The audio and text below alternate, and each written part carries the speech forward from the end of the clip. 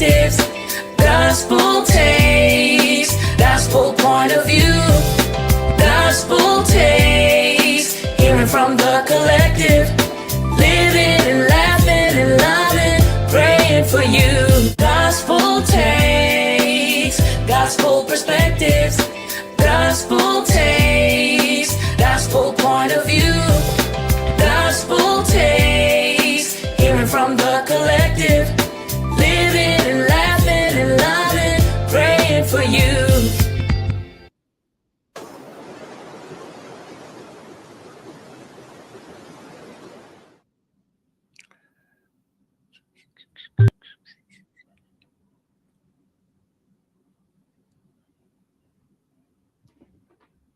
All right, all right, all right. All right. All right. Here yet again. Hey, welcome to another episode of Gospel Takes. Yes. We are live on our third episode on Juneteenth. Yes. So those who are in the chat, those who are watching us live, I see some people are watching us live. How you guys doing? I hope you guys have a great day today. Maybe got out and celebrated Juneteenth. We want to encourage you. This is not just a four-person conversation. This is a conversation with you as well, with our audience. So we want to encourage you to engage with us, put comments or questions in the chat on our topics. We got some great topics on our Freedom Thursday, Juneteenth edition. So we got some good topics. And for those who don't know who I am, I'm Charlie McKaye, one of the co-hosts of Gospel Takes. Also, I'm a podcaster, has a local podcast in Detroit called Detroit Metro Plug Podcast, where we feature local Detroiters celebrating their contributions in the area of entrepreneurship and community involvement. And we also have our other guests. Go ahead, introduce yourselves. I'm Kim Brooks, national bestselling author of the novel He's Fine, But Is He Saved?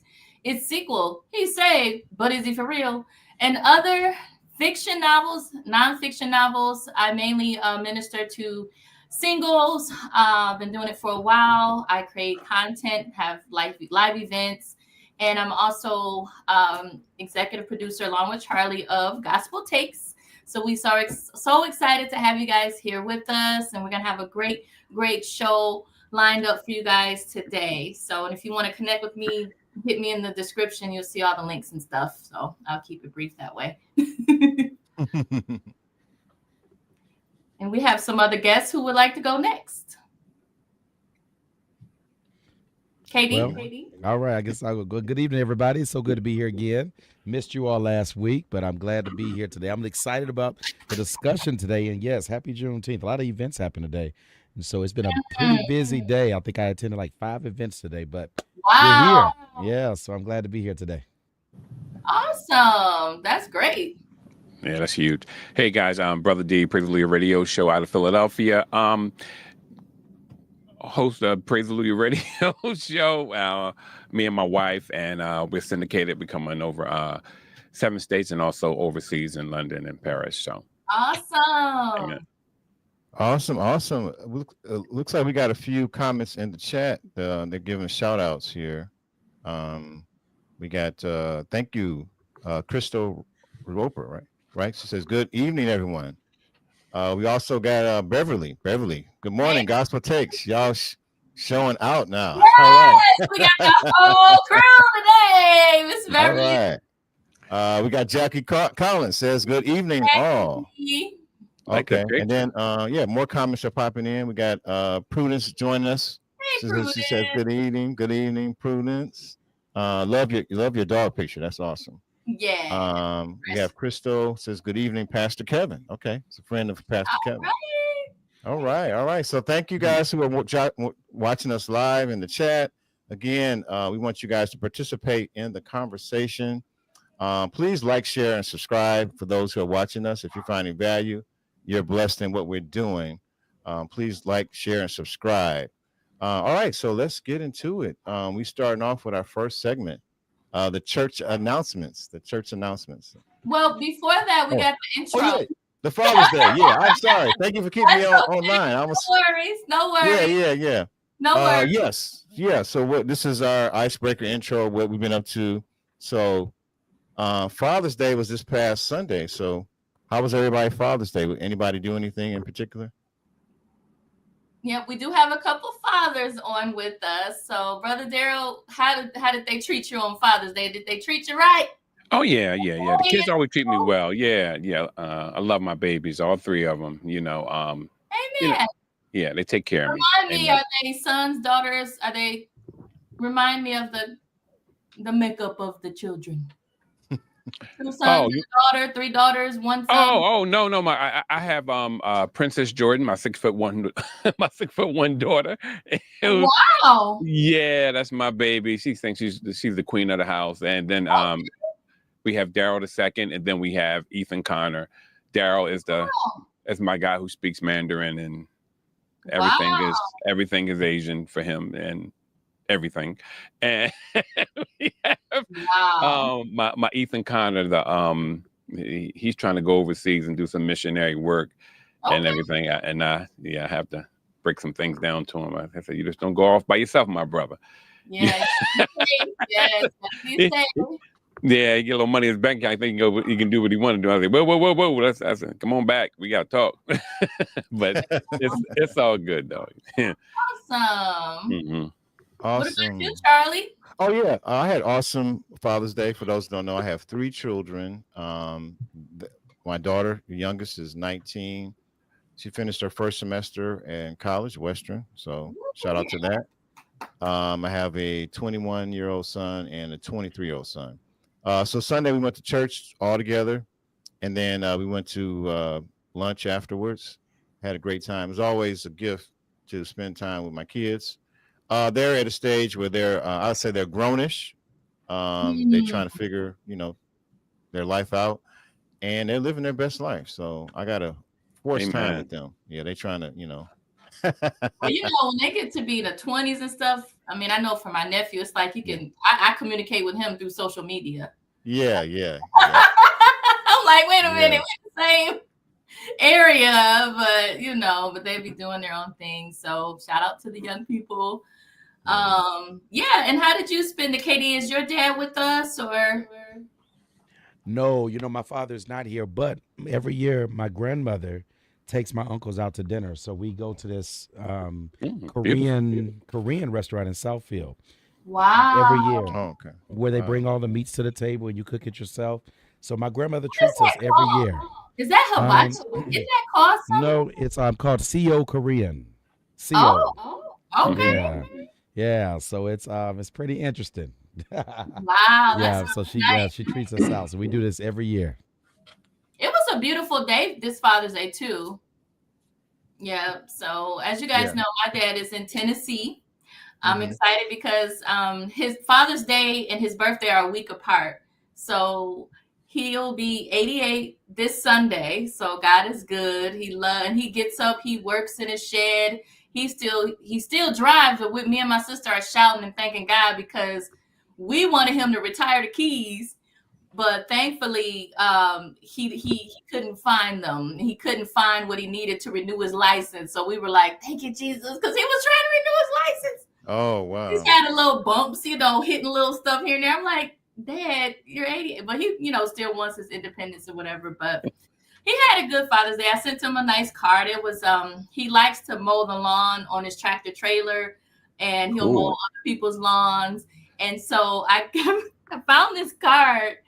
And it had a lawnmower sound when you open it. It was like, I can't remember what the front said. It was something alluded to a lawnmower, and you open it and it's like, He loved that card. He called me. He was like, Kim, this is hilarious. So, yeah. So he had a good Father's Day. He works all the time. I called him in the middle of the day on Father's Day, and he was like, I'm busy.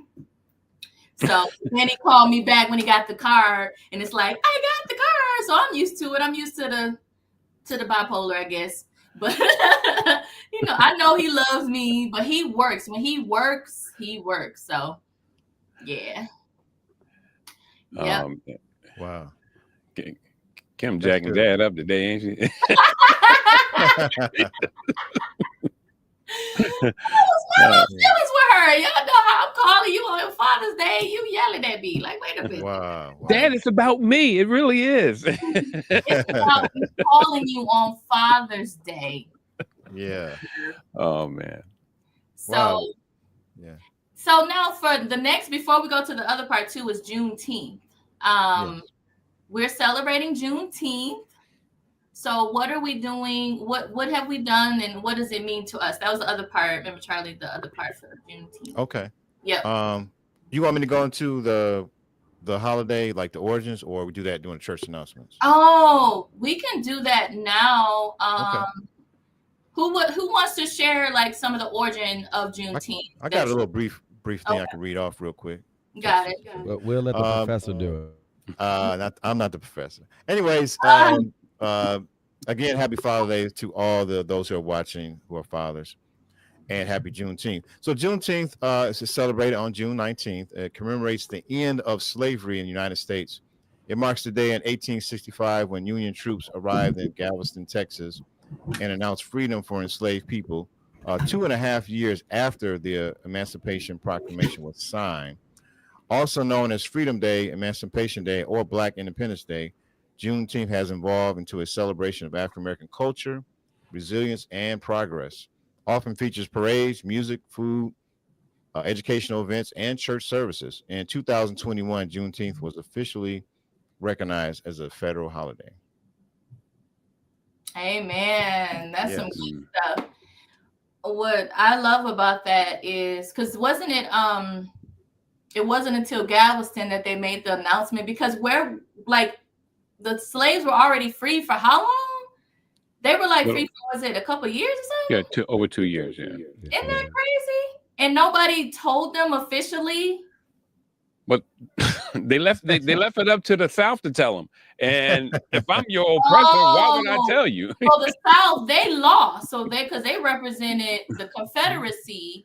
So they didn't want them to know. But the North wow. So the North knew. And so wasn't it a general that told them? So he must have been like a abolitionist or something that told them. Yeah, it was actual what is it, General Gordon Granger. Okay. Yeah. In Galveston, Texas. Can y'all imagine being there that day, like finding out you're free? Or would you be mad? Okay, let me ask you this. Would you be mad because you were free for 2 years and didn't know it? Mm-hmm. Or would you be happy to be free and like not even care? Like, what would y'all say? I would be upset, but then if you think about it, what would the anger do? You know, just celebrate the freedom and move on. Yeah, so you probably be angry for a minute, but then you'd be like, break these things. Yes, break it. What about you, Robbie? Oh well, I'll be mad. I'm not gonna lie to you. No, but it's just because when we look at slavery, we always look at it through the eyes of Roots.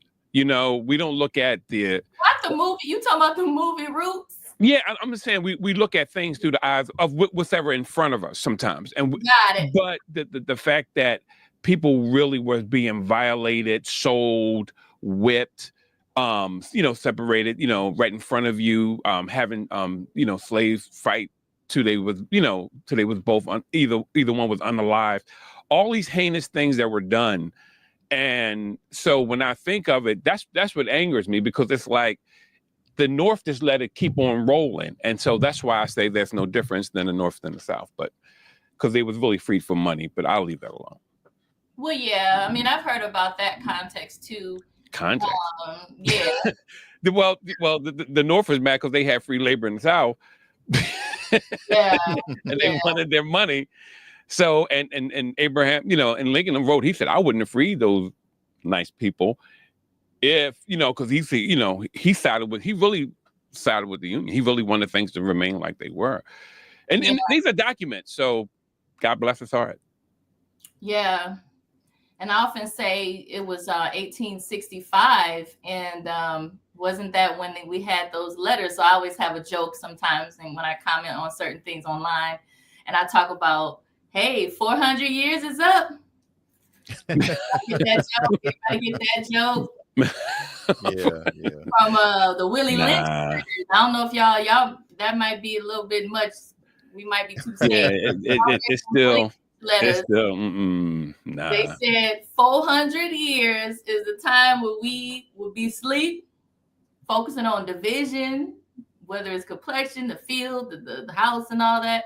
So I always be like, 400 years is up. So I thank God Interesting.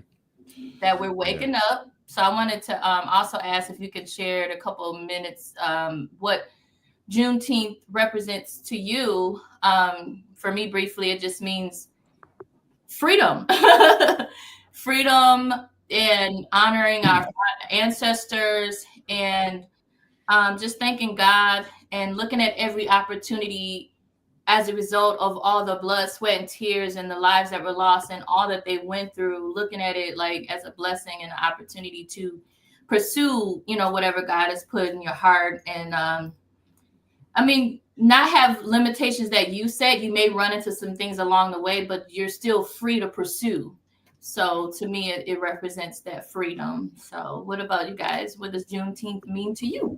Well, for me, Juneteenth is symbolic to the freedom we have in Christ, and there's no limit to where we can go in our relationship with God. And because of his death on the cross, we were broken free from the bondage of sin. Yes. And it's quite interesting about the whole Juneteenth scenario when the Emancipation was signed by Lincoln. And it was 2 years they were unknowingly in the bondage of slavery. Sometimes that can be manifested in the Christian life when the work that God has done in our life on the cross, but we're still enslaved to things. And we're actually going to talk a little bit about that, whether it's depression, grief, and things that Christ can free us from, and not tapping into that power. And we're still enslaved, not knowing that we're free. So it's, but yeah, the main thing is freedom and celebrating just what is done for us in the past by our ancestors. Yes. Amen. That's great. Unmute yourself. You want me? Katie. Oh. Well, I'm gonna let him go first, and I'm. Oh, okay, great. Yeah, I do want to know the order. I don't want to jump on other people's show. You know what I mean? No, you know how it is. But no, what it means to me actually is, it's one of those things where it's like a calling card to let me know that no matter what's going on around you, check it out yourself. You know what I mean? Because when you look at it, for the North to know and to put trust in the South and go, oh yeah, you just go back and tell them. I mean, I'm like, what kind of sense does that make? It lets me know they didn't value Africans' lives. They didn't value the fact that our women was being plummeted. They didn't value the fact that we even was stand up and fighting with them. And even though they promised us so much, they just was like, oh well, we're going to leave it up to them to tell you. And it just lets me see, it's a calling card to me, no matter where I work, no matter who I'm affiliated with. When I'm dealing with things around me, it makes me check out things for myself and not just believe or just look at things and say, oh, everything is fine. Everything is going to be, everything is going to be okay. I can't leave it into other people's hands. I have to check it out for myself. Yep. Yeah. That's what it means to me. That's a good point. Not just rely on other people to tell you, ooh, this is good, what you can do, and tell you what your limitations are, tell you that you're free. Like they had to literally have somebody else tell them that they're free. Ooh, wait. Ooh, wait. Whew, that's good. That's good. So, well, I believe, I'm always gonna be the odd one in the group when it comes to certain things. So this is my perspective of it. I saw all the celebrations today, thought they were great, but this is my concern. Okay. Juneteenth just gives a glimpse of where we can be if we are consistent. Okay, like everybody came together. There was barbecues, there was events. Boom, that's today. What happens Friday? What happens Saturday? What happens next week? So we're going to Target. So I like partially celebrate it. I mean, I celebrate the history of it, but to see all these events go on, I'm like, let's celebrate beyond. Let it not have to be a memorable holiday for us to come together and ballroom dance and have ribs and have music. I would like to see this celebration every day. And when other cultures see this, then I think we would actually convince them that we are unified, not just on certain holidays that respect our culture. But overall, I love it. But I think it just gives a glimpse of hope. But we still got some work to do. That's great, man. It's interesting that you mentioned that, because I felt it today. And like last year, I was able to kind of go out and about and walk around, and it was great. And it was the best feeling. We were all friendly toward each other. And then today, I kind of, I worked a little bit. I helped protect the family, whatever. But I went on a grocery run right quick. And in the parking lot, it was like a friendly energy, friendly atmosphere. And I was like, I literally thought, wow, I love this holiday because we're the nicest to each other on Juneteenth. Juneteenth and Black History Month. So you feel okay. So I haven't really experienced the difference, I guess, for Black History Month, but you're saying like Black History Month. Oh yeah, all the events, even the communities that normally don't celebrate. I attended events in communities that normally would not even recognize the culture. But I mean, I don't know if it gave them brownie points. I don't know if it was a grant funded, whatever. But I'm waiting to see what happens Friday. Communities that normally don't welcome the culture, But today, I'm like, oh, they had bands, they had foods and everything. So I will be convinced after today. You are so right. Listen, KD, when you start talking about those grants, a lot of grants are predicated on you. What are you doing for the African American or the BIPOC community? I'm sorry. What are you doing for? And they are funneled thousands of hundreds of thousands of dollars. Trust me, I know. It's crazy. Yeah. Yeah, I have a friend that works in government, and there's a quota that they have to meet every year to cater to certain, Indian culture, African American culture, whatever. There's a quota that they have to meet every year before the end of the fiscal year. So they have to host these different events. So I don't know if that plays a role in it, but it just makes you kind of wonder. Yeah, the radio station I work for, they funneled a lot of money in for BIPOC. For teaching people how to podcast and teaching different teaching the neighborhood. And then we get this lump sum of money over $150,000 just bloop. The next year it just comes straight in, another 50 grand pop, this and that that's major money for radio for administration. So keep your eyes open. Do you think so? Is that still here? With this current grants. Yeah, if you look up the grants for your city, there's tons of grants out here. It's all depending on what you want to do. If you want to go into your community and do something, I'm gonna say it again, especially for the BIPOC community, Black, Indigenous people of color, they will give you finances. Yeah. And it's not just government grants. You also have private grants that people just, they want to shovel that money over to you. And when I was the president of the board, that's a lot of things we had to do, and we had to allocate that cash. And and things change when money show up. That's all I can say. Yeah. Yeah. Awesome. Well, I was going to say, man, I hope that we can continue the spirit of Juneteenth, not just on June 19th, but continuous on Friday, Saturday, Sunday, and beyond within our community. Have that spirit of unity. Yes. Yes, it's awesome. Awesome takes on Juneteenth. Yep. Announcements. All right, so let's let me set this up. Let's get ready for the church announcements.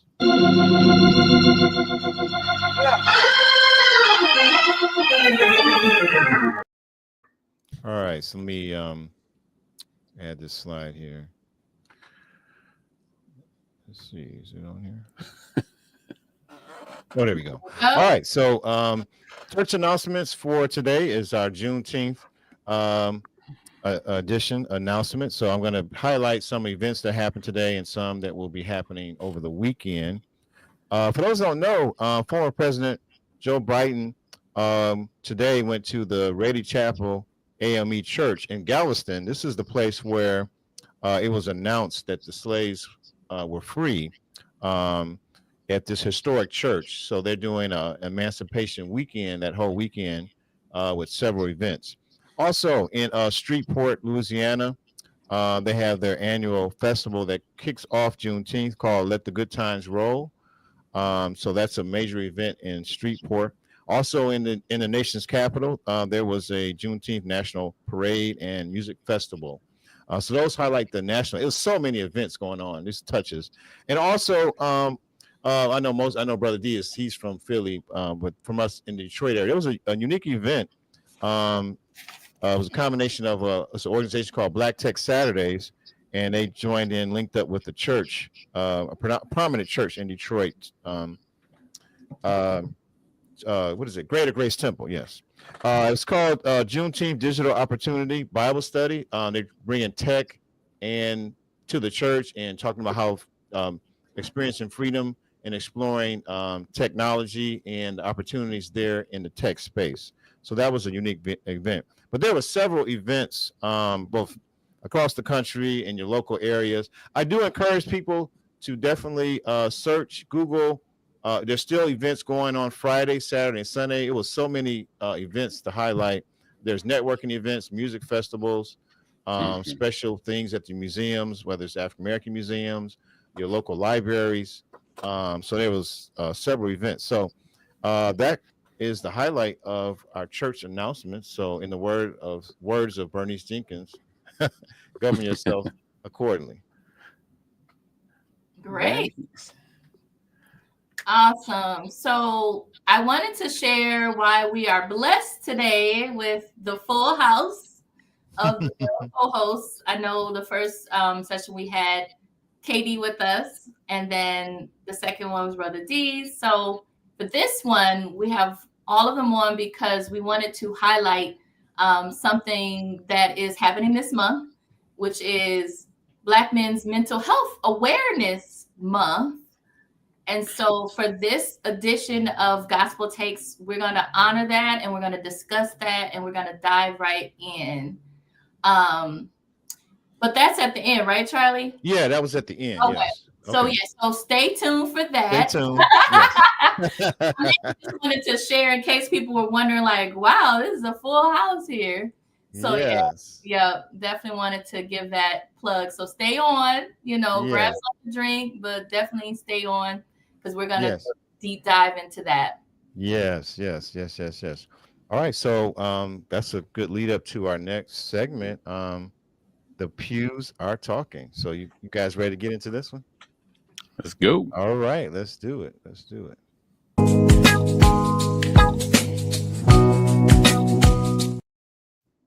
All right, the pews are talking. So this is our segment, the pews are talking, pastors and politics. Should pastors run for office? The pews are talking. I don't know if you want me to lead off on this one or... All right, so I'll lead off on this one. Well, here in the Detroit area, this is election season. There's a big mayoral election going on, and there's various elections going on in the primary as well as in November of this year. And so there's discussion. There's some people of the cloth who are jumping into the election, whether it's mayoral, whether it's school boards, different positions throughout the country. And so we thought it was fitting, particularly relating to Juneteenth, in participating in the in our government and having a role from the African American church. Should pastors run for office? So that's the discussion we're going to have today. And I don't know. That's kind of the introduction. I do have a take on this, but I want to open the floor to get you guys involved before I jump in. So who wants to kind of jump in? I'll make sure I highlight you. Everybody.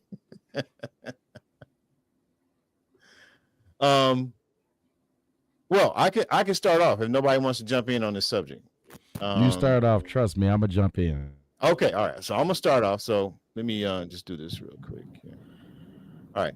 So here's my quick take on the should pastors run? First, let me say this. Here in the United States, we live in what we call a representative democracy, where people are your local people have an opportunity to represent their citizens in office. Okay, so let me say that first. And our country is designed for regular people, everyday people, whether they're lawyers, doctors, farm workers, factory workers, waitresses, who have a desire and an unction to go into office, to run for office. Maybe they have a passion for a particular issue or a concern. Maybe they've done research to talk to their local citizens in their neighborhood, in their county, in their state, and there's things they're passionate about, and they may have a desire to run, and ultimately the voters decide who represent them. And so that is open to all, if you're an adult, to run for office. And there's some requirements locally, or in a city or in a county or a state. You have to have a petition, get signatures, and depending on what office you're running for, you need so many signatures. And if your signatures are approved by your local elected officials, you can get on the ballot and you can run. So everyone in the United States, if you have that desire, you have that unction, you can run for local office, and you definitely want to encourage that. And it is fitting for a person of a cloth who is a community leader to have that desire to run for office. So I want to say that. So say that first. So I believe anybody who wants to run for office should. Now, I think there's a difference between there's certain government positions, what we call executive positions, as contrast to legislative. So you have mayors, governors, county commissioners, the president of the United States are executive positions. Then you have your legislators, who may be state reps, Congress, senators. So their role is to write up laws and represent their citizens. And the executive, they make decisions on budgets and enforcing the law and policy. And so with that being said, I think it depends on the role. I think it is a person of a cloth being a legislator. I think representing their community and having a Christ focus in terms of being a servant, I think that is awesome. I think there's some conflict at an executive position if you are still leading your congregation. I think there could be a conflict because you got to make decisions on budgets for a city, a county, a state, or the United States. And then if you're still leading a congregation, there's decisions that have to be made, and there can be sometimes a conflict of interest. And so without naming any names, there's the pews are talking, because here locally we have a candidate who's a pastor of one of the biggest churches in this region. And I guess there's indication that if this person wins the election, that they would not step down from their church, based upon what the media is saying. I'm not sure. I believe that's correct. But allegedly he would not step down. And of course, that person has the right to do that. We live in a free country. If you want to engage in political involvement, you do have the right. I personally think that may not be wise if you're an executive over the city, over departments, over unions, decisions, as well as leading a large congregation. I don't think that necessarily is a wise thing. And here's why I say that. I'm not saying that the person shouldn't do that. I wouldn't think that would be wise, because there could be some conflict of interest with separation of church and state. In addition to people having motivations to attend that church, to lobby by donations, by offerings, to gain some type of influence over that leader. And so there's different, and then you're making decisions that affect other clergy in the city. And it seems like some complicated things. And so I wouldn't think that's a wise, but certainly that person is free to do that. But I think that the voters will make the final decision. And I kind of think that the person saying that they wouldn't step down, I think that may have possibly cost their chances of winning, in my opinion, because people kind of can sense that conflict. But that's my take, and definitely want to hear what you guys have to say. That was a lot. It's pretty much what we said. Yeah, well, he got a lot on his mind. Look, that was what we said the other day, wrapped up into what, right? Let a brother breathe. Who wants to go? Who wants to go on this one? So I would say, it is a very, very, very fine line. I believe that it is appropriate for clergy to have influence and input when it comes to city government, any government, to lead a city or to lead. I think it sets you up for a number of daggers that's going to come at you, and that will distract you from your spiritual assignment. Because I mean, it's a lion's den. Yeah, I mean, the campaign is good. Everybody's cheering. The same people that's cheering you and I'm voting for you, yeah, those same people are going to be the ones that's going to hate you when you have to make some decisions that may not be in their favor, because you're not leading just the people that voted for you. You're leading everybody. And I think that's something you got to really think about. You're not going to have a fan club. You're not going to have a city that loves you. You're going to the daggers are going to come. So I don't know if they're prepared for that spiritually. Man, wow. That's a good point. I'll go next. So my take pretty much is so historically, you guys know that as Black people, we gathered in churches to discuss politics. That was our like underground place where we talked about a lot of social issues and civil rights. And of course, there's Reverend Dr. Martin Luther King and, all the different great leaders, of course, Malcolm X, all the different ones that were at one point behind pulpits of their own. So I can see historically where, it makes sense.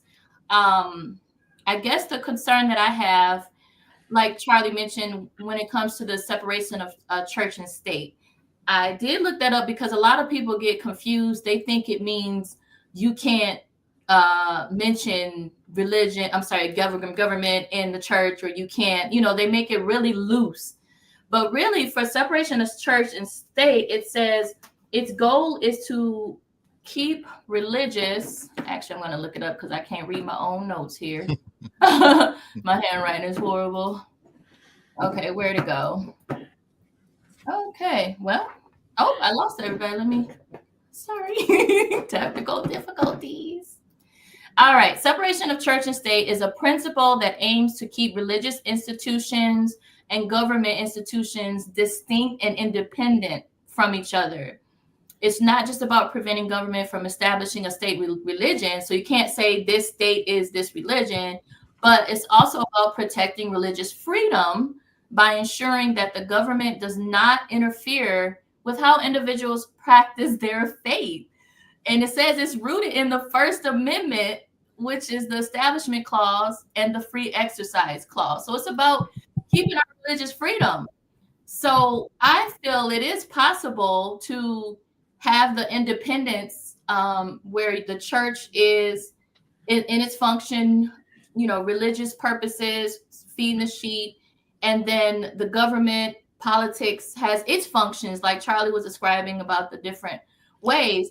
I can see where it's possible for someone to be in office and have them be independent. It's possible, but it could be challenging because that person would have to have a whole lot of integrity.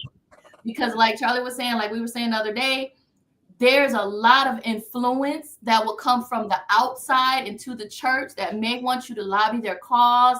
The temptation is there. But it is possible to have the integrity. But my main concern, because I don't have any, issue with someone who's a pastor running. My main concern is if that same pastor is saying they're going to continue being the pastor of several churches and also be the mayor. Now it's like, you're going to do all that. I feel like it doesn't look good optic wise. It could be split loyalties, and there could be a big chance of conflict of interest. So that's the only concern I have is like, okay, really pray and ask God, what is your calling in this season, man of God? Is it to lead in the mayoral capacity or lead as the pastor and continue that work? Now, I know he mentioned, he has people that are going to be, he has a team, and that's great.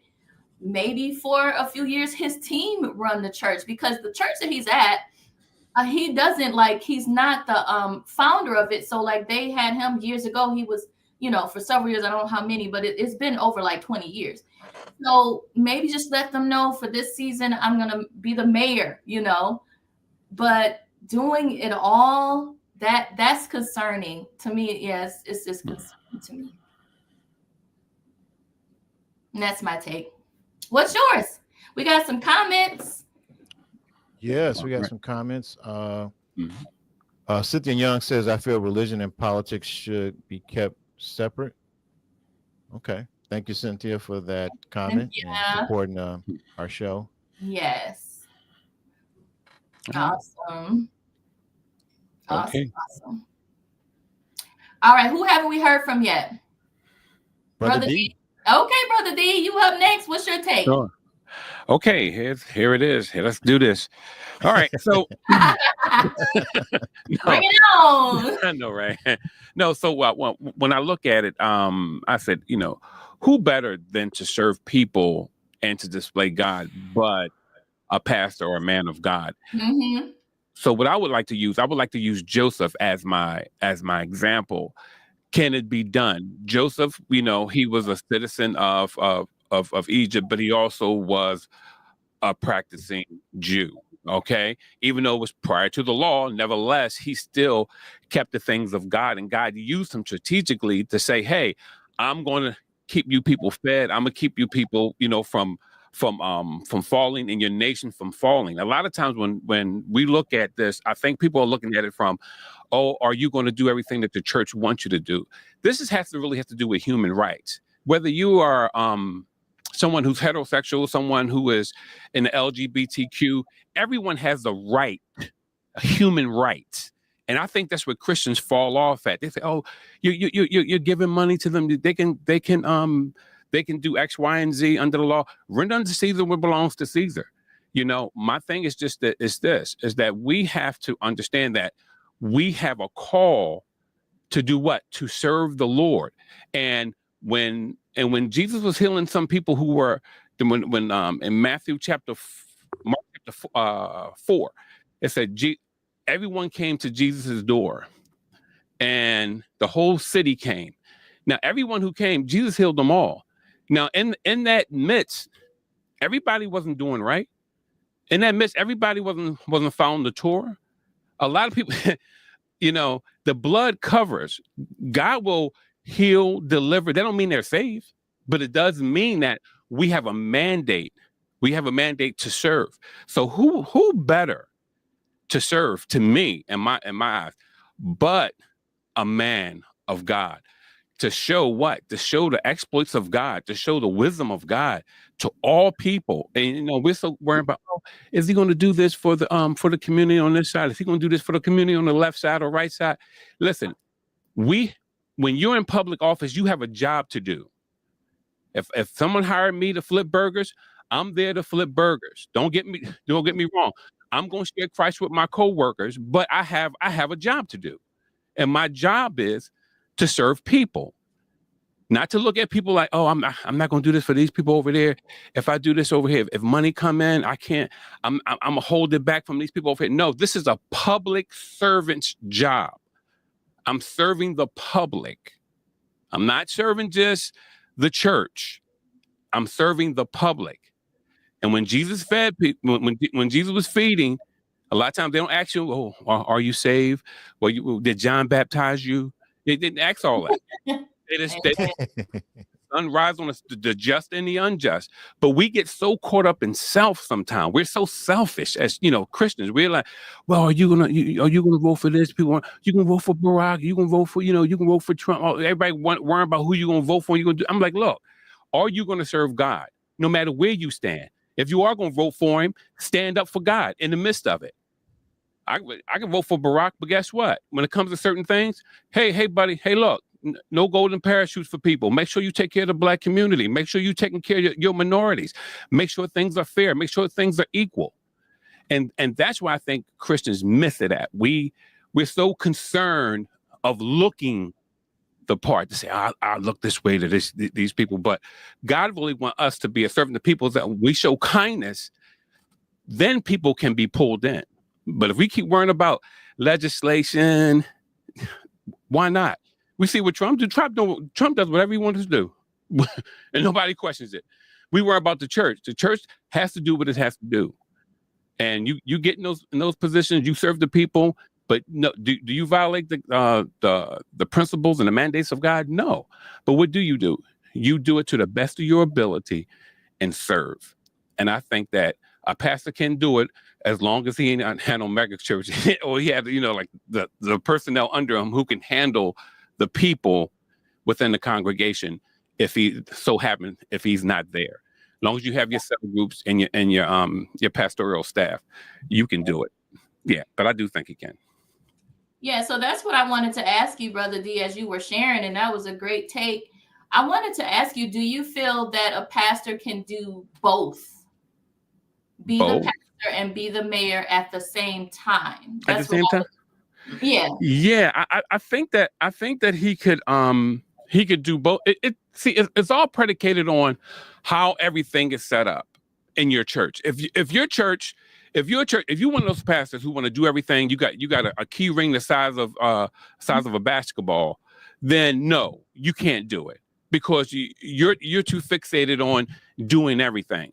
But if you have staff in place and you feel like God is calling you to this assignment so the kingdom can be can be seen and God can be glorified, I'm gonna walk right into that thing. Are you kidding me? Do you feel that the church members might be hurt a little bit or feel neglected if they're not seeing their pastor as much because they're off being a mayor or being, do you think they'll feel like they're being chosen, something else is taking away their pastor? You know how some people are so attached to their pastor? Yeah. Like, who preaching this Sunday? Some people don't even go to church unless their pastor's preaching. And if they find out they're not, they don't go to church. Some people are like that. Yeah, that's true. I as I said, I think that it can be done. I still think he should fulfill his duties as a pastor, not only with the sermons, but also whomever is allotted to him to that's assigned to him. Because usually when you have like a pastor or like a staff, what happens is you break them up. And long as you can do your particular assignment, I think you can do it. Even if you had to reduce the number of people who kind of report to you, because sometimes who report to the pastor is actually the other pastors that are the sub pastors, or I should say the junior pastors, or however you want to put it. So that's usually how it goes. So I think it can be done. And sometimes we have to also step back as a collective, as a church, and say, look, God is trying to do something different right here. God is trying to do something. Yes. So we have to work, and we have to work together and put this pastor up here and let him do what he has to do, so God can be glorified. But but once again, this is something that we all know. Everybody has to have somebody who can check you. If you don't have nobody who can check you and get in your ear, then you know what? You're going to fall before you get there. Yeah, I think before you get sworn in, you already fell. So maybe the congregation, like the more mature believers, can be like, okay, he's doing this work for the greater good of the city or whatever office or whatever, to have that more understanding position, because some of the newer Christians will be like, I want my pastor. Where's my pastor? Where's my pastor? So but people whine anyway. I mean, Christians, all they do is whine. They always say, oh yeah, I want, this church is getting too big for me. And it's like, well, yeah, I've heard about that too, with people. Like, I've never been the type of person that had to know my pastor personally, even though he knows me through my work, but I never been like, I need to meet with the pastor now. Like, I want him to know my name, But some people are literally like that. I know people that get offended because the church is getting bigger, because now I won't get to touch and talk to the pastor as much. Yeah, I mean, a lot of people, I mean, that happens. I mean, that's everywhere. But, in Philadelphia, it is big in Philly, how some people don't want to go to their own church, their prospective churches anymore because they feel like their pastor don't have time for them. But it's really a matter of them not wanting to report to the other pastors. It's like, no, I want to talk to the lead pastor because I feel like just talk to God yourself. Yeah, what well, about talk to God yourself? Because some people they're like, I need pastor to do this, when literally the pastor, he's teaching us how to go to God. So Some people Yeah, are but dependent on the pastor that they they're in the hospital and I need the pastor. Well, the word said believers can lay hands on themselves and be recovered. well, look at it like this. Remember the sorcerer. I mean, because everybody needs somebody over them. I'm telling you, I don't care who you are. Everyone needs somebody either in their ear and I'm gonna tell you why. Look at how Philip. I'm talking about in the book of Acts. How Philip, led a witch to salvation. Right. He leads a witch to salvation. He starts to follow Philip around. Peter and John shows up. Peter rebukes this cat and tell him that his heart is filled with guile and that he may be in jeopardy to go to hell. Right. So why didn't Philip see that? Yeah. You sitting up here, you riding shotgun with the devil. Yep. I mean, and that's why I'm just saying that's why you need somebody over you, because you always need another set of eyes on something. And I know we spoke about this before, y'all. Me and Brother D, we be having our discussions. Yeah. When he kept saying over you, to me, it was the way he kept saying it was like giving the impression of like, and so what I asked him was, who's over Paul? Who's over Jesus? I'm like, say Paul, there's a superiority system in the church, and that's the part I feel like we all have God in us, Jesus in us. We're all brothers and sisters in Christ, and I know that God set pastors, evangelists, and for purposes. Mm-hmm. It's okay to get wisdom from your pastor and whoever. I understand that, but you kind of, when you continue sometimes to say over. Well, people just have a problem with subjecting themselves to other folks. That's all that really is. Sometimes if that's the case, Paul? You never answered me. But no, I told you. But I told you before. I told you that Paul took his doctrine when God revealed to him the doctrine of reconciliation. He took that to the 12. That's who he took it to. But that doesn't answer the question, though. That's an authoritative position that he took. But Peter was the head of. But remember, Peter was the head of the church. Yeah, but that doesn't say who was over Paul. But that's okay. Let's all come back. It does tell you. I told you who it was. Come back, Charles. I just told you who all it was. over the place with that one. I'm not all over the place. I gave you. All right. All right. Keep steering your own ship. God bless.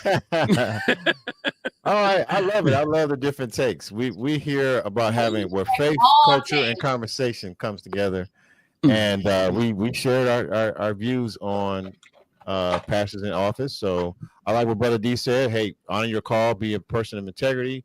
Kim gave a great take. KD talked about the conflicts of interest, and I guess the conversation would go on. So those who are in the chat have anything to say about this topic, please jump in. So we good with this one, or we got anything else, Kim? You think we should tackle about this one, or we good? This was good. All right, this is good. All right. So let's go into our next segment. A light subject, word on the streets. Let me cue that up. Yes.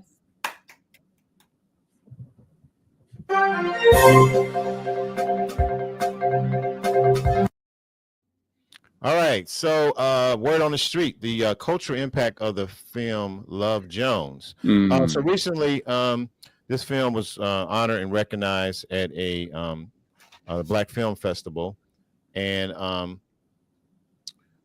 what they talked about was it was produced in 1997, a romantic drama starring Lawrence Tate and Nia Long, celebrating style at this year's American Black Film Festival, ABFF.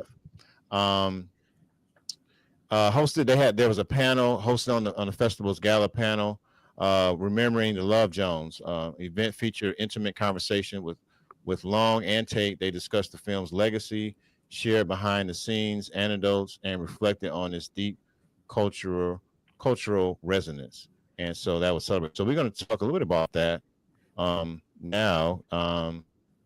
And so definitely want to invite the audience on this. So I want to share. I love the film. I've watched it a few times on Netflix. I didn't go to the theater. I watched the replay on Netflix. And just to say about the film, for me, What I liked about it was the vibe and the celebration of Black excellence. And this was a different kind of film because there was other films that, we call like hood classics, like Minister Society and stuff like that.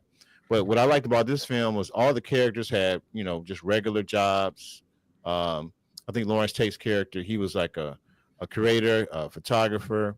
People were professional. I liked the places where they would meet at, the poetry, the vibe. It was celebrating a different storyline of Black excellence, Black culture. And that's what stood out to me. I didn't see it as a romantic comedy. It was more dramatic for me. It was a few funny scenes, but I would say it was more drama and romance to me.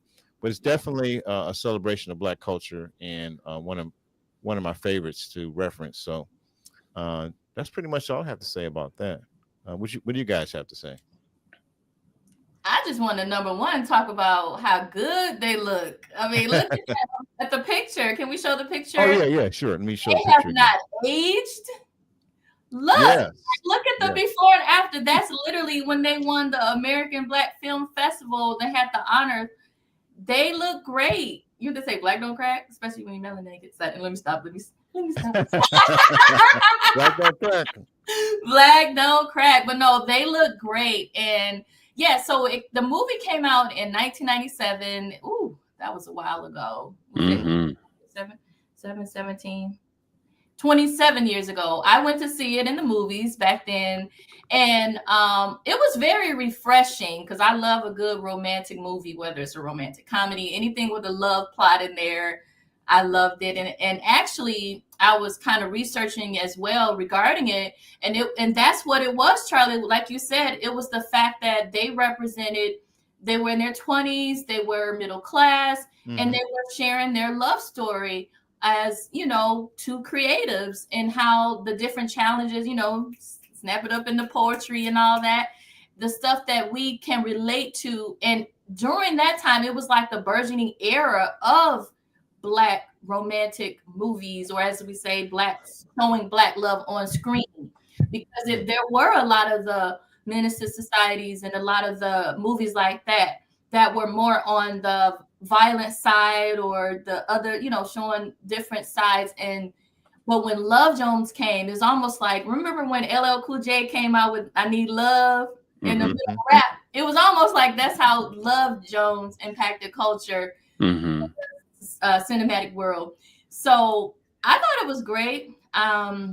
They look great, and I hope they do a reboot, but I'm not sure how they would. I don't know how that would go, but it would be kind of because I feel like previous generations they should see it. I guess they can see it on Netflix too, like from back then. But it probably would be cool since they're rebooting a lot of stuff lately. So. But yeah, that's my take on that. And you guys share your takes in the comments as well. But yeah, that's my take. So I have a confession. Oh God, please don't tell me, Chuck. Come on, Kay. Gotta pull some. So all this time, I'm thinking I saw Love and Basketball. Okay, that was good. But I never seen Love Jones. Oh. That's your homework assignment. That's gonna be my homework all this time. I'm like, wait, and I'm waiting for y'all to say something about. But I'm like, wait, that wasn't in Love and Basketball. That was. Oh, did you get them confused? I'm looking at. I said, I have not seen this. My card has been pulled. Oh, just temporarily. Well, brother. Get it back. I just checked it out. Don't forgive you. This is the church, so we gonna be. But you know what? I think it's because I've never been into like romantic movies. I've just never. I'm like an action or something, but a plot. I've never been able to sit through a romantic movie. I don't know why. So maybe that's my homework. I need to jump on that. I think you would appreciate it. It was good. That's my homework. All this time I'm thinking Love and Basketball. I'm glad you didn't tell me during the He's Fine But Is He Saved audition, because you was a whole romantic love interest in the play. Because I was an actor. I was trying to get an Oscar. Amen.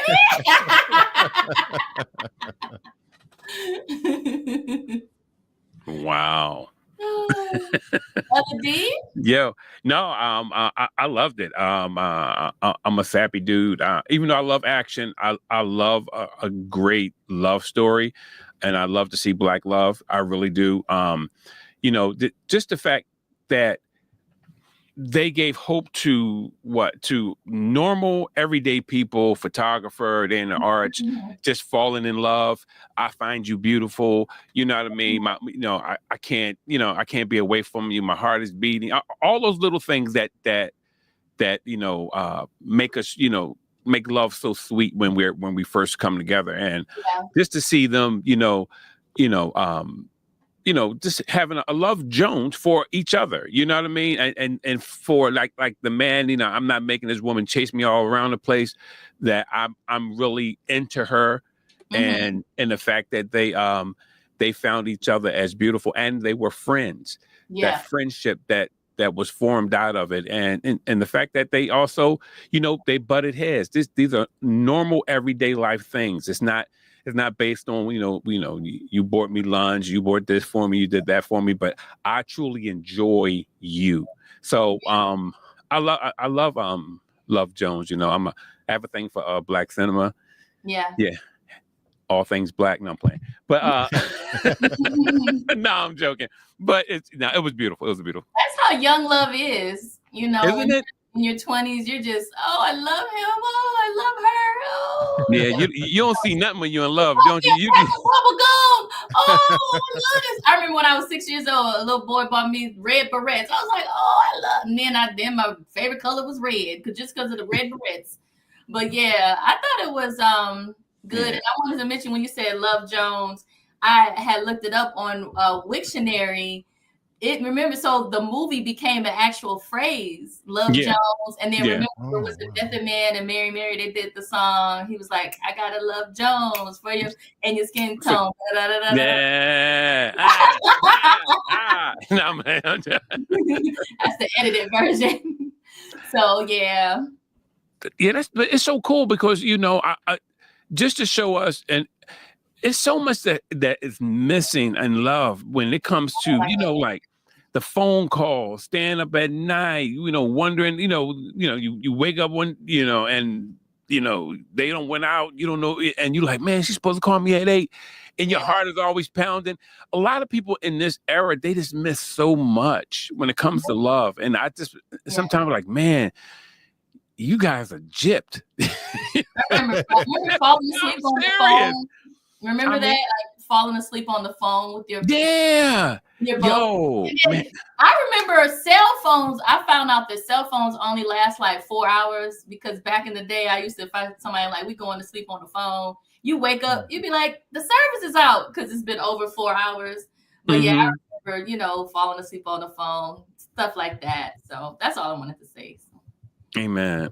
No, it's beautiful though. Just love it. Really do. Yeah. And they do look good. They do look good though. They really do. Yeah, they're media darlings, and they kept themselves up. They're media darlings. And something else I wanted to say, and I would love to hear what you guys think on the fact that I feel like music, like the culture as a whole, as far as media, I feel like the music that we have today is so different than back then. I think that impacted how love, because remember, there was so many love songs, there were so many love movies. I mean, even with the Love Jones, and I know KD mentioned Love and Basketball, there was like Brown Sugar. There was so many love stories, whereas now the music's not the same. I mean, back then, the people weren't ashamed to say they were in love, that we were more vulnerable with the music. And I feel like that impact today, the culture that we have today when it comes to dating relationships. It's almost like the Kevin Samuels era. Yeah. So, which is kind of sad, because I literally experienced that when, getting to know different people and dating, hearing those phrases come out that let me know that this is someone that has been watching R.I.P. KS, Kevin Samuels. So it's just interesting where we are now versus where we were, back then. Yeah. This year marks 20 years that I've been working in the schools, in any school system, working with young people. And to see what young people are looking at as love through the music that they're listening to, it would make you turn your head. Like love is like a bad word to them. Like that's a Yeah. bad word. You don't. I had some music playing in my office one day, and I'm at the middle school now, and the students like, Mr. Sanders, why you listening to that mushy? What that? It's like a bad thing. So then I said, well, play one of your songs. They said, you for real? So they played one of their songs on YouTube. I turned that off in like less than 5 seconds. First of all, you're in middle school. How in the world do you know every word to this? But you can't add 3 plus 3, but that's another story. So, but that's the songs that they have. I'm like, this ain't got nothing to do with love. This is, well, I ain't gonna tell you what it was, but but it ain't close to. So it's like they consider that mushy. They consider that too serious. And their thing is no, the music now doesn't promote commitment, relationship. It's just quick, easy, fast, boom. There's no such thing as it's too serious. No, we don't do that. Man, they don't know what they missing, boy. Woo! Yes. It's kind of sad because, like you say, Katie, the women are objectified, but then you have music where the women are objectifying themselves, and then the men are objectifying. And then you have relationships that are more transactional. Do this for me. What you gonna do for me? What you gonna do for me? Where there's no vulnerability, there's no emotional connection, and there's no 1 Corinthians 13. Like 1 Corinthians 13 literally tells us what love should be, but it's almost where it's like a power struggle, and we're instead of being vulnerable, we're trying to like have this hard shell and have the other person do X, Y, and Z for us. And yeah, so it's definitely a lot of work to be done. I'll do my little part in the industry to kind of help it. But yeah, it's definitely a lot of work to be done. Amen. Yeah, it's no longer a seek the treasure. You know how you got to find the treasure, and you got to really do some things to get the treasure. You know, so you'll make everything, you'll do everything you can to get to that treasure and you'll fight for it. Now that treasure right on the table. It's free, it's open, just get it. Lord, That's the culture we in now. Because if you don't fight for it and you don't push for it, why should you appreciate it? It's easy, it's easy access. Yeah.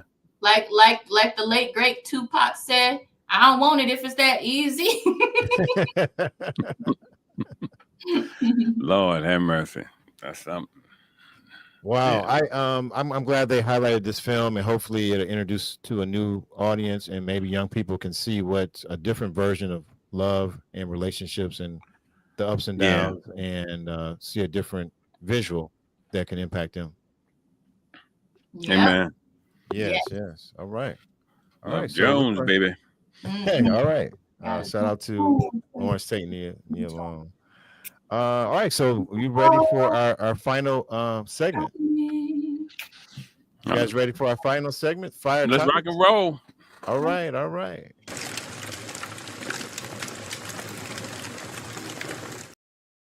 Lord. All right, so our final segment for today is Breaking the Silence, Black Men and Mental Health.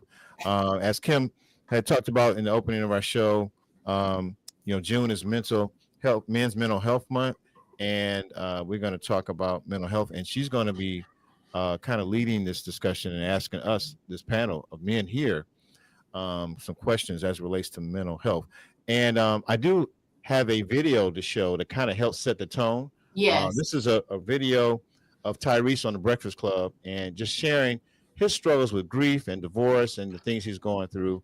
And I think that will set the tone. So let me show that video, and then we'll come back into our discussion. Reese, you deal with a lot of grief. Like I think about, Brother Paul Walker, and I think about John Singleton, your mother. Divorce. Both of my sisters died. Your sisters. People don't look at divorce as grief, but you did. You lose things, You probably lost a lot of friends when you went through your mental health breakdown. Are you really, have you really taken the time to deal with all of that grief? Or do you just try to stay busy to avoid it?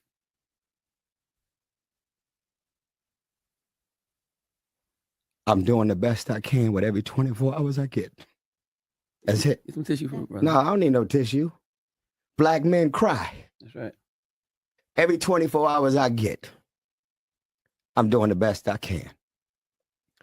There is no square footage I could ever live in. There is no rims, no jewelry, and no car. There is no net worth. There is no press release. There is no co-star. There is no collaboration in the world that could ever replace my mama. That could ever fill the void of what it's like to wake up and get married and want to be in something for the rest of your life. And it goes away. You're making me cry. Get Tyree some tissue. Yeah, I don't need no tissue. Man, you US, man. Yeah. Oh, man. I love you. You've been too, holding brother. this Do in you the whole understand interview, how though. much power it is in letting it go? Yeah, because you've been holding it the whole interview. I've been watching you. You asked me the question. I did, but I mean, I'm getting you. You some should have tissue. never asked the question I love you. if you brother. didn't want to see I love you, brother. I love you. I love you. how hard it's been to get through. I love you. I love you. Wow.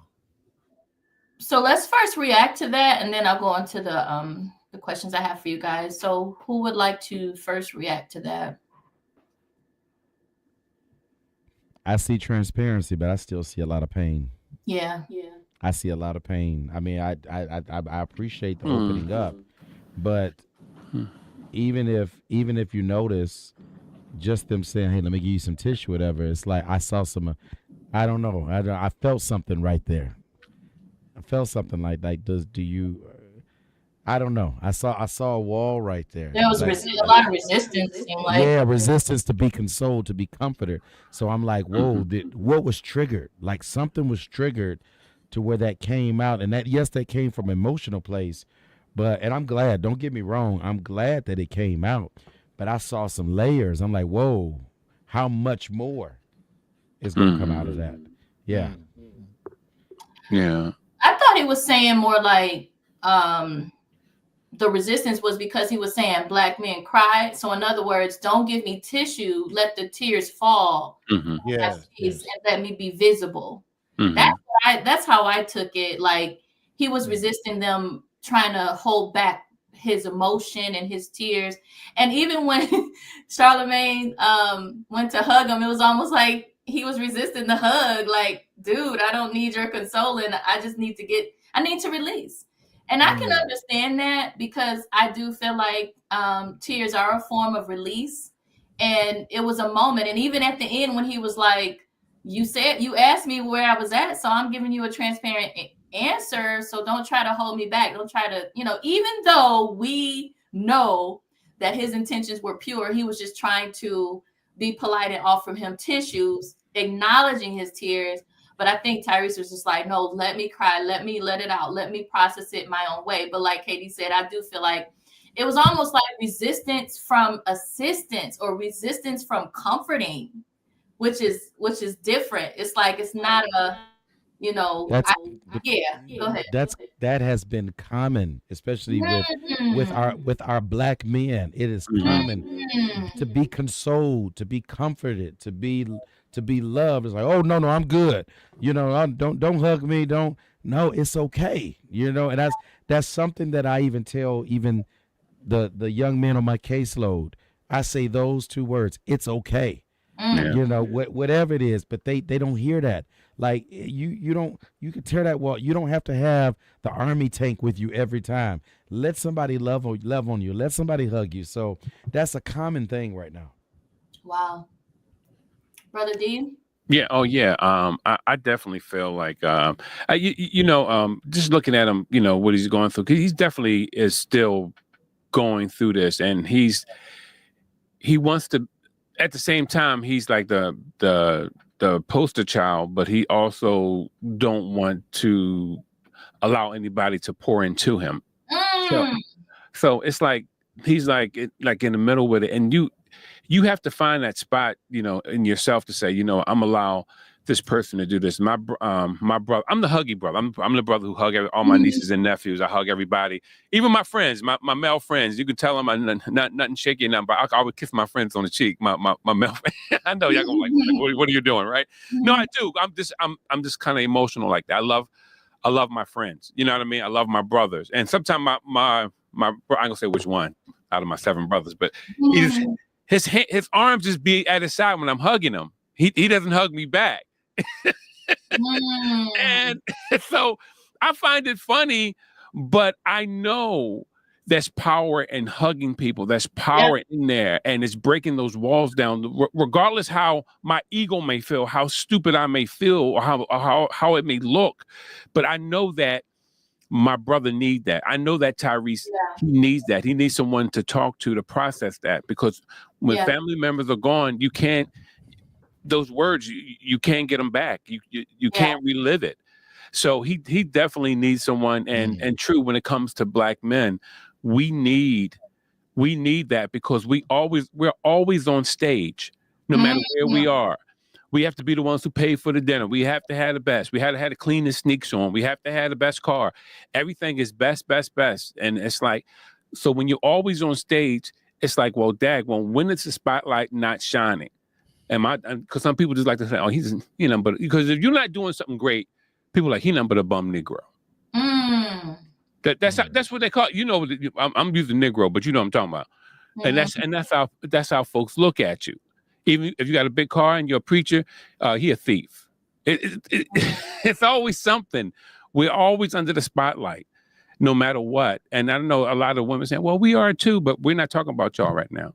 I'm talking about Black mental health awareness. And I was going to ask you, when you talk about those societal pressures, where do we get to break free? I'm talking about freedom, breaking change, Juneteenth. Where do you get to break free from those societal expectations and just be where you can not feel pressured to either, whether it's live above your means, just be all about image, be able to do everything for all people? Where do you get to that place where you no longer are influenced by those outside noises and societal pressures? Brother D or Katie, I would say before I go on that question, I was going to comment on Tyrese. What kind of spoke to me was I watched pretty much the whole interview. I like the fact that he didn't try to hide his emotions. He let his emotions out. And sometimes men are told to kind of keep their emotions in, and we just need that release. And that was his whole point. Of course, it seems like he's on this journey of healing. But I guess to answer Kim's question, I think the pathway is to be in a good community of where we can be transparent with each other among men. I think there's a lack of authentic community where we could kind of deal with our issues. And I think that's a pathway to healing, dealing with those. Wow. So they are non-existent? They don't have any groups for men? Because, women, we got all kind of groups. Because we're more social. You guys bond through activities, basketball, sports, blah, blah, blah. So are there any, or maybe have any of you thought leading one or starting? Well, they do have one on the Chai. I don't know if y'all watched the Chai, but I just wasted my joke. But anyway, so there's not many places that we can really go and talk. A lot of times, it always seems like we always feel like if we talk about what's going on, I always have to use church because that's where I'm at. You know what I mean? That's predominantly where I'm around a lot of church folks. We always feel like, well, we don't want to talk about it. You know what I mean? People like to complain too much. I was like, I just want us sometimes to sit down when we have problems and start from zero. We're where did this start? What happened? Where did the break come in at? And I think when we do that and we become more transparent, it will help. But no, do we have a place that we can do that? No, outside of using our insurance to talk to a Chatty. Yeah. Outside of that, no. What about churches? They don't have. I thought churches have men's groups sometimes. Oh Lord. No. Uh-oh, Katie. What? Get him, Kay. Get him, Kay. Uh-oh.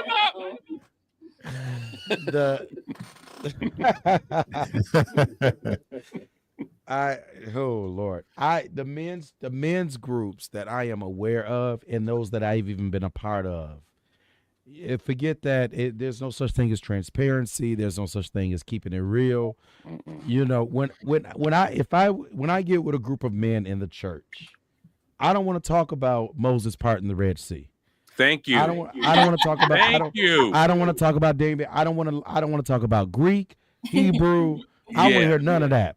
If I get around some men, I want to be able to tell you that I saw this woman in the mall.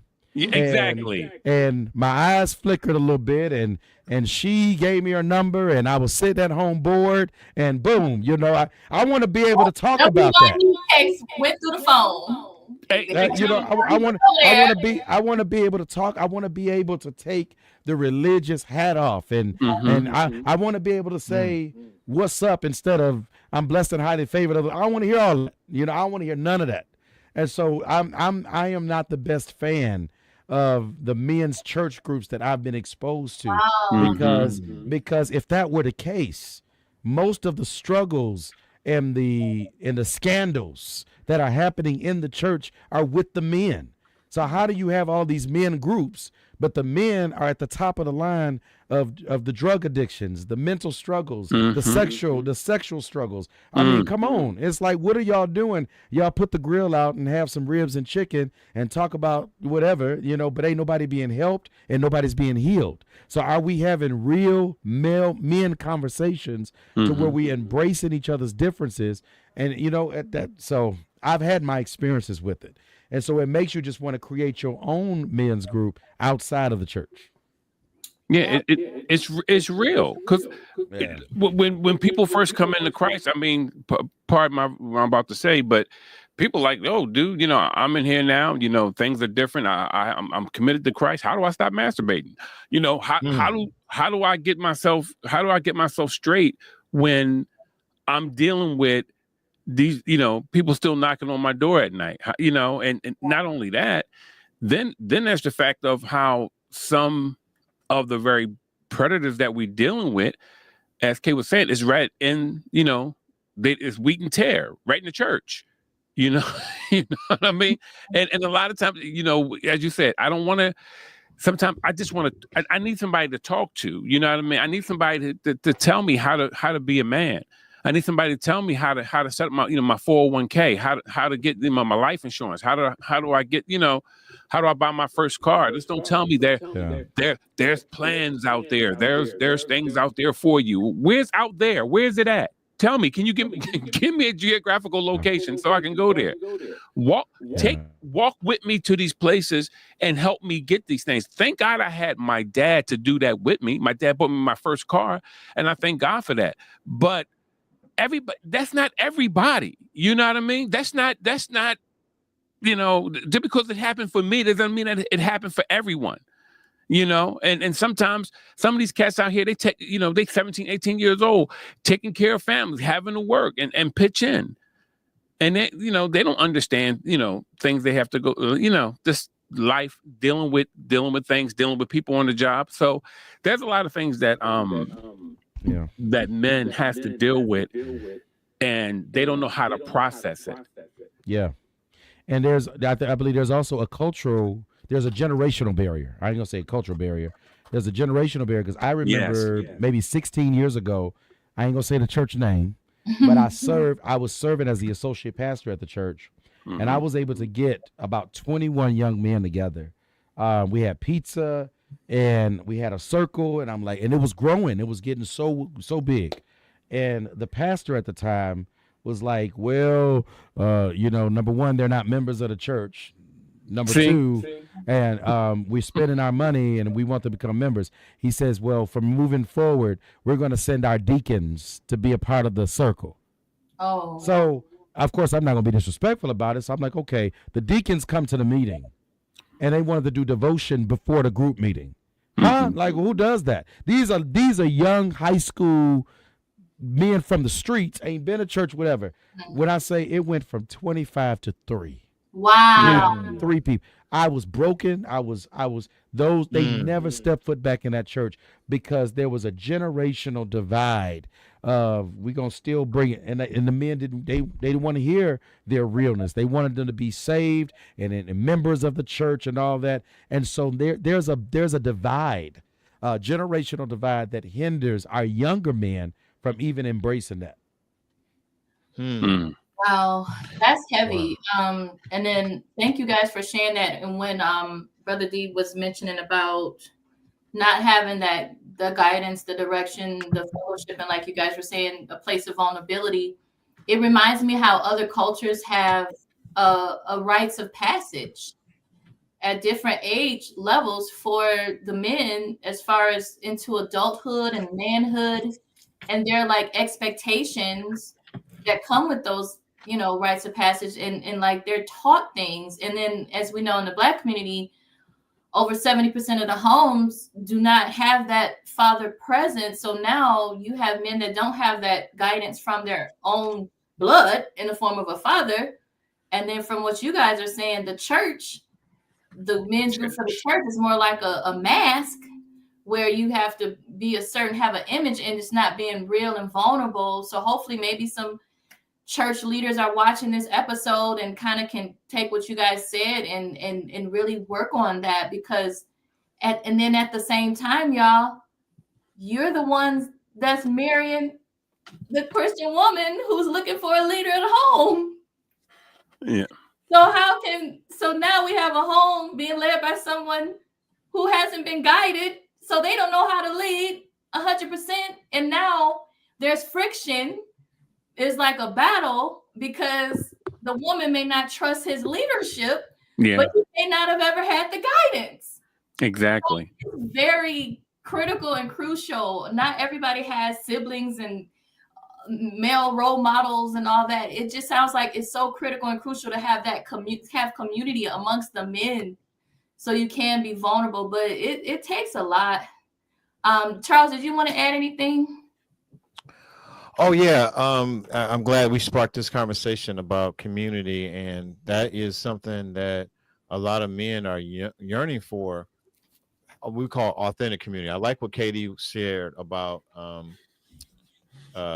just you don't want to talk about devotions. Let's talk about real issues and real things that people are struggling with, and I think people are yearning for that. They just don't feel. I don't see a lot of safe spaces, because I even been looking for spaces like that.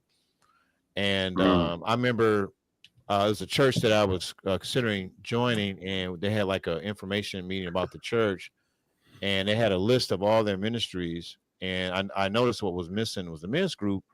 And I asked them, was there any men's ministries? And they said, no, not at this time. And maybe you can start it. And, I wasn't a member at the time. But I noticed on observation, the church was predominantly, it was a growing church, but it was like 70% women in that church. And I think men are looking for those safe spaces to be authentic, to be able to be like Tyrese and let go and not be ridiculed. Like, man up, don't be crying. I like that Charlamagne got up and hugged him. We need spaces of like, hey, man, let me console you. I love you. Just say it. I love you. And I don't know if you guys knew about this trend going on online where, this issue, there's been studies on men not connecting with other men. And there was this trend where wives was encouraging their men to call a friend and tell them good night, and they would video it. And there was a lot of, that was hilarious. Yeah. But the thing about that, what I thought about that, how many men do we have people on our phone that if we're in a crisis, we can just call and they will pick up and won't go to voicemail, and you can just say, hey, good night, or hey, man, how you doing? And I think there's a silent crisis about community, as well as mental health issues that people are not dealing with. Yeah. Wow, that's great. Yeah. So I want to ask. I'll do a couple of the questions for the sake of time, and we're going to keep this frame with all four of us. We can do that. Yeah. So I can. Yeah, I think we got to do it. We got to do a part 2 of this too. This is good. So since it's Men's Mental Health Awareness Month, Black Men's Mental Health Awareness Month, what are, and I know we kind of talked about it, but what do you feel are some mental health issues for men that need to be addressed?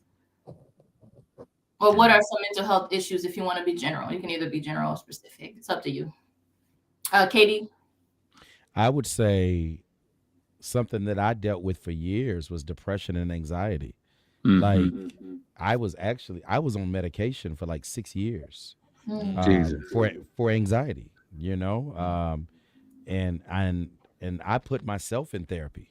I put myself in therapy back in 2015, and even my therapist was like, Kevin, you don't pass any of the tests that need psychological, but she said, I'll still meet with you.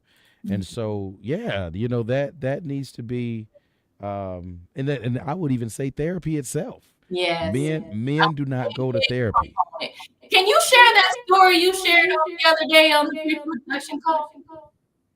Which one? The one about the number of men that were going to therapy, and it was supposed to be a set number, and then the number that actually showed, or you had mentioned it.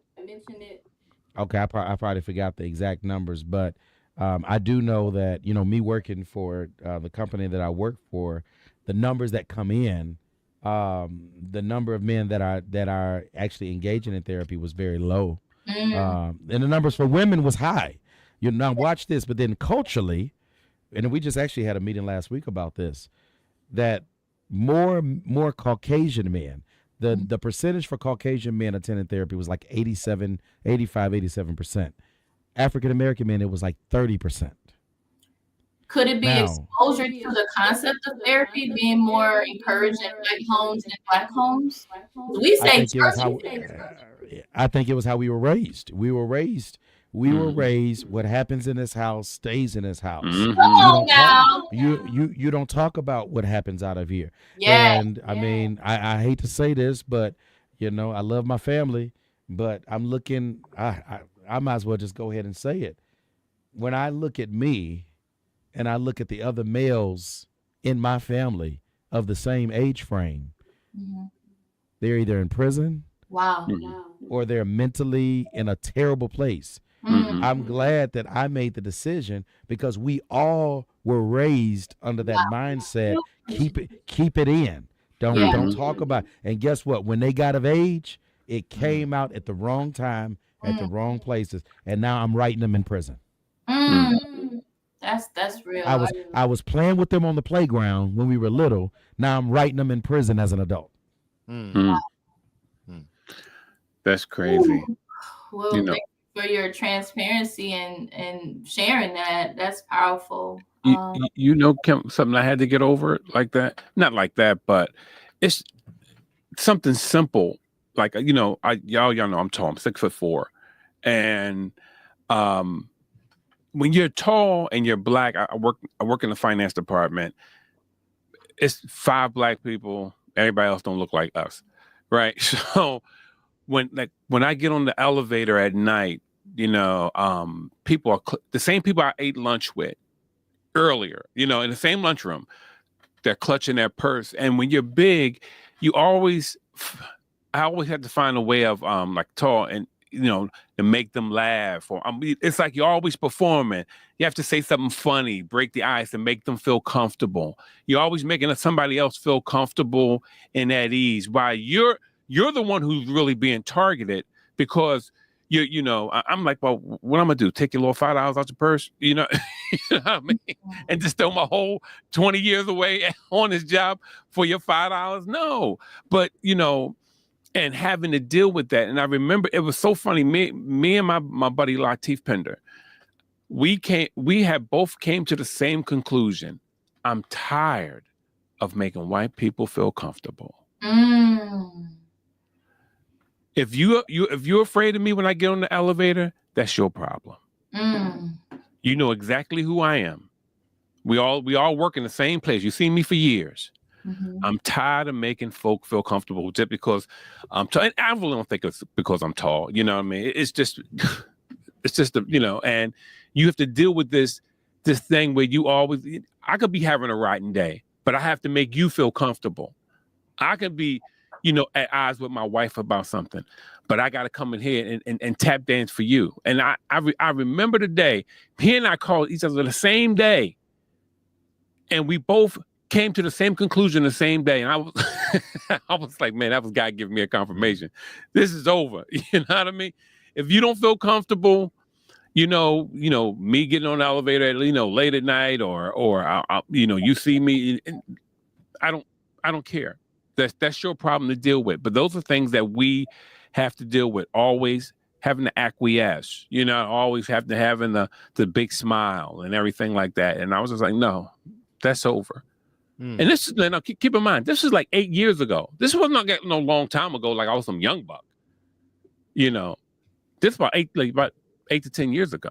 Yeah. Well, I mean, I know we're talking to the men, but just to share with you, I feel like I experienced that on the regular, especially the dark-skinned woman. It's like, I have to be the one to break the ice. Like, thankfully, God made me friendly naturally, but sometimes it takes them seeing that I'm friendly for them to open up.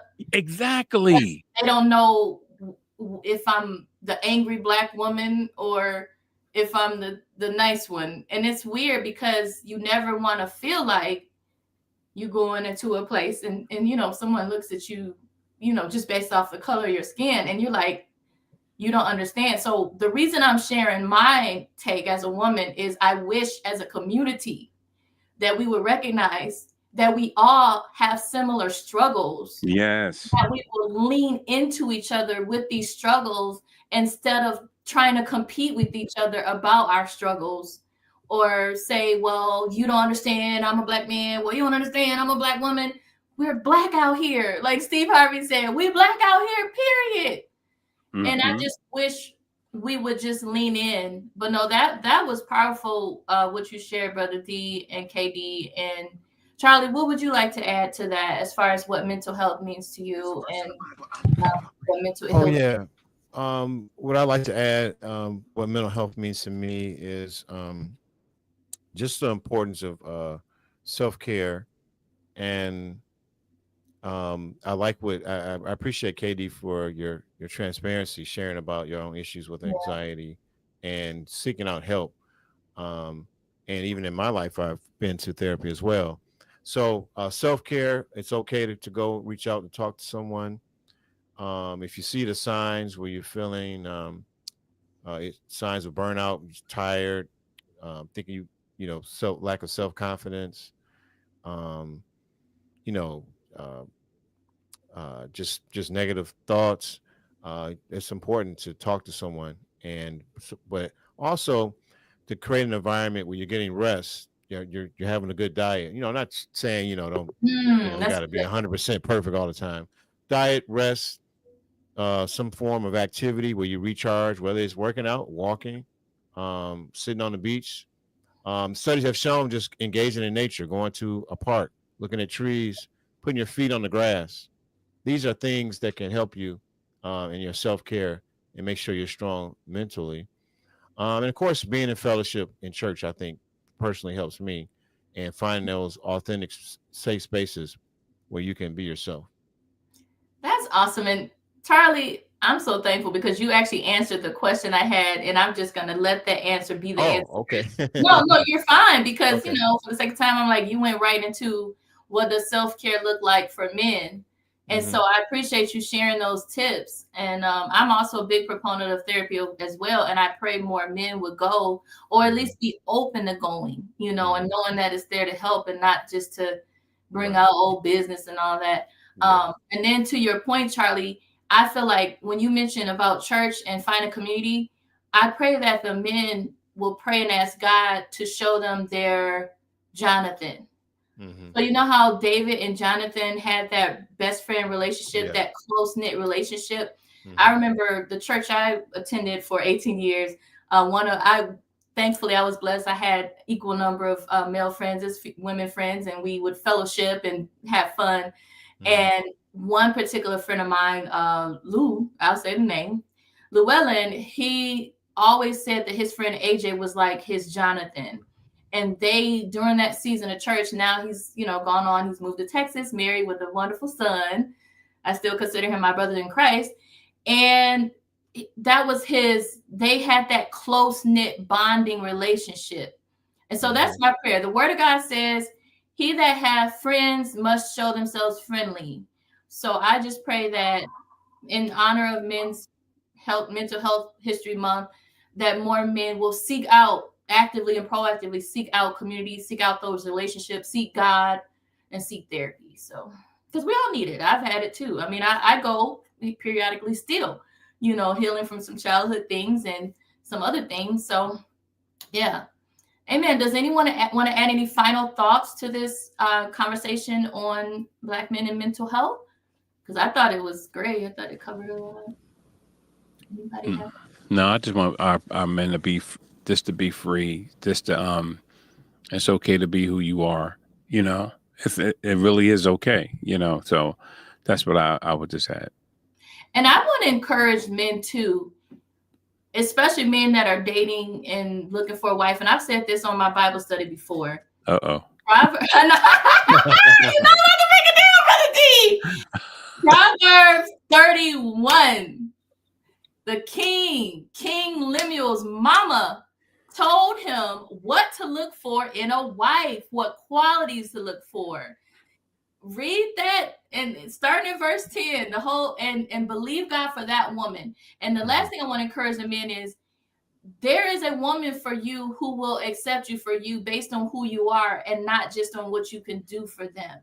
And your worth doesn't have to be tied into what you do for a living, even though I know for so many men, it's wired into their system that what they do for their living is who they are.